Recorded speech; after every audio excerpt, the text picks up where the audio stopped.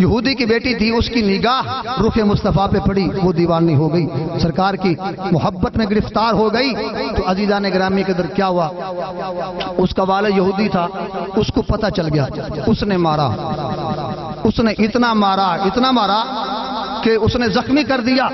تو وہ بیٹی آگے سے کہتی ہے، جفا جو عشق میں ہوتی ہے وہ جفا ہی نہیں، ارے جنہوں نے عشق مصطفیٰ میں مارے کھائے ہیں، ارے پوچھئے نا جناب خبیب سے، پوچھئے عزیزان گرامی قدر جناب بلال سے، پوچھئے عزیزان گرامی قدر وہ حضرات جنہوں نے عشق مصطفیٰ میں مارے کھائیں، حضرت عمار سے پوچھئے، حضرت یاسر سے پوچھئے، جناب سیدہ سمیہ سے پوچھئے، ان عظیم ہستیوں کا حالات زندگی پڑھئے۔ جب ان کو مار پڑتی ہے، ادھر یہودیہ نے اپنی بیٹی کو مارا۔ بیٹی کیا کہتی ہے، جفا جو عشق میں ہوتی ہے وہ جفا ہی نہیں، ستم نہ ہو تو محبت میں کچھ مزہ ہی نہیں۔ کہنے لگا بیٹی کلمہ چھوڑ دے۔ بیٹی کہتی ہے بابا جی پڑھ چھوڑنے کے لیے تو پڑھا ہی نہیں ہے، اگر چھوڑنا ہوتا تو پڑھتی نا، اگر پڑھ لیا ہے تو چھوڑوں گی نہیں۔ عزیزان گرامی کا جو سزا دیتا ہے خدا کا کرنا ایسا ہوا، وہ یہودی نامینا ہو گیا، آنکھیں ضائع ہوگی، اندھا ہو گیا۔ اب اس نے بیٹی پہ پابندی لگا دی کہ تو گھر سے باہر نہیں جا سکتی، تیرا جانا بند ہو گیا۔ عزیزان گرامی کا آخر کار کیا ہوا، اب عشق جو ہے وہ مچلا، اب تڑپتی ہے کہ جب مصطفیٰ کریم صلی اللہ علیہ وسلم کو دیکھوں اپنے دل کو سکون حاصل کروں۔ عزیزان گرامی قدر ادھر باپ نے پابندی لگا رکھی ہے، باپ نابینا ہو گیا ہے۔ ایک دن باپ کے پاؤں دباتے ہوئے، خدمت کرتے ہوئے، پیار اور محبت کی باتیں کرتے ہوئے عرض کرتی ہے بابا جی ایک حکیم مدینہ طیبہ میں آیا ہے، اس کا بڑا نام سنا ہے، کہتے بڑا اچھا حکیم ہے، بڑا اعلیٰ حکیم ہے، جو بھی اس کے پاس ایک مرتبہ جاتا ہے، جو بھی اس کا استعمال اس کا ایک مرتبہ کر لیتا ہے اس کو شفا مل جاتی ہے۔ بیٹے باپ نے کہا ٹھیک ہے، اب اس نے کہا ٹھیک ہے، وہ بھیجنے کے لیے تیار ہو گیا۔ اب بیٹی جب گئی مصطفیٰ کریم صلی اللہ علیہ وسلم کے دربار در بار میں، عزیزان گرامی جب حجرہ مصطفیٰ میں پہنچتی ہے، پردہ جو ہٹاتی ہے، نگاروں کے مصطفیٰ پہ پڑتی ہے، سارے غم بھول جاتی ہے، ساری تکلیفیں بھول جاتی ہیں۔ عزیزان گرامی قدر پھر جب واپس آنے لگتی ہے فوراً خیال آتا ہے میں تو بابا سے اجازت لے کے آئی تھی کہ سرما لے کے آؤں گی، کیونکہ وہ حکیم بڑا سیانا ہے، بڑا سمجھدار ہے، وہ سرما دیتا ہے، آنکھوں کی بینائی واپس آ جاتی ہے۔ اب کیا کروں گی، یہاں تو سرما کوئی نہیں ہے۔ اچانک خیال آیا میرے مصطفیٰ کے نالین جو پڑے ہیں، نالین اٹھائے، مصطفیٰ کے نالین مبارک سے نیچے سے گرد اٹھائی، غبار اٹھایا، مٹی اٹھائی، کپڑے میں بند کی، گھر لے کے آ گئی۔ بیٹا باپ کہتا ہے بیٹی دوائی لے آئی، سرما لے آئی۔ بیٹی عرض کرتی بابا جی ہاں لے کے آئی ہوں۔ کہتا ہے جلدی کرو۔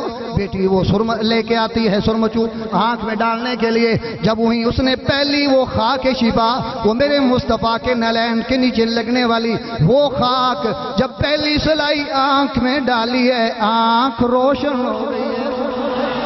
جب آنکھ روشن ہو گئی ہے وہ بڑا خوش ہوا، کہنے لگا بیٹی واقعی یہ تو بڑا پیارا حکیم ہے، یہ تو بڑا اعلیٰ حکیم ہے، یہ تو واقعی قابل رشک ہے، اس حکیم کو تو ملنا چاہیے، اس کا تو شکریہ ادا کرنا چاہیے۔ بیٹی نے دل میں سوچا، اس نے کہا ابو میں تمہاری فطرت سے واقف ہوں، تو نہ ہی جاؤ تو بہتر ہے، ادھر ہی رہ تو اچھا ہے۔ بہرحال اس نے کہا بیٹی جلدی کرو۔ دوسری آنکھ میں جب سلائی ڈالی وہ آنکھیں ٹھیک ہو گئی۔ اب باپ اصرار کرتا ہے بیٹی جلدی سے مجھے بتاؤ وہ حکیم کون ہے جو اتنا اعلیٰ سرما دیتا ہے، اس کا شکریہ ادا کرنا چاہیے، اس کے پاس جانا چاہیے۔ جب اس نے اصرار کیا تو بیٹی نے کہا مدینہ طیبہ وچ رہن والا۔ وہ بیٹی کہتی ہے وہ مدینہ طیبہ کا رہنے والا ہے۔ عزیزان گرامی کا تو وقت نہیں ہے کہ میں تھوڑا سا تفصیل میں جاؤں، مختصر یہ ہے اس نے کہا بابا وہ مدینے کا تاجدار امام انبیاء محمد عربی صلی اللہ علیہ وسلم کے نالین کی خاک شفا لائی ہوں۔ جو ہی اس نے مصطفیٰ کا نام سنا وہ غصے میں آ گیا، کہنے لگا میرے دشمن کے گھر گئی تھی، بغض اٹھا، کہنے لگا یہ کیا ہوا؟ اس نے فوراً خنجر پکڑا، چھری لی، چاقو لی، اپنی دائیں آنکھ میں ماری، ڈیلا باہر، جب بائیں میں ماری دائیں ٹھیک ہو گئی، وہ دائیں میں مارتا بائیں ٹھیک ہو جاتی ہے، وہ بائیں میں ڈانتا دائیں ٹھیک ہو جاتی ہے۔ اس نے کہا یہ سلسلہ کیا ہے؟ غیب سے آواز آتی ہے، او عقل کے اندھے، اگر تو قیامت تک بھی لگا رہنا تو یہ کبھی خراب نہیں ہو سکتی، کیونکہ اس میں مصطفیٰ کے نلین کی خاک آ گئی ہے۔ آپ ایمانداری سے فیصلہ فرمائیں، جس کے پاس میرے مصطفیٰ کے نالین کی خاک چلی جائے اس کا کوئی زمانہ نہیں بگاڑ سکتا۔ اللہ اکبر۔ تو جن کی رگوں میں مصطفیٰ کا خون ہے، جن کے ہاتھوں میں صحابہ غلاموں نے ہاتھ دیے، جنہیں سرکار کا دیکھا، سعادت نصیب ہوئی، مجلس میں رہے، ان کی عظمت و شان کیا ہوگی۔ تو عزیزان گرامی قدر، انہی الفاظ پر میں اپنے گفتگو کو سمیٹتا ہوں۔ اللہ تعالیٰ جو میں نے حق بیان کیا اور اس کے اندر اگر کوئی غلطی ہوئی ہے تو میں اللہ کی بارگاہ میں توبہ کرتا ہوں، اللہ میری توبہ قبول فرمائے۔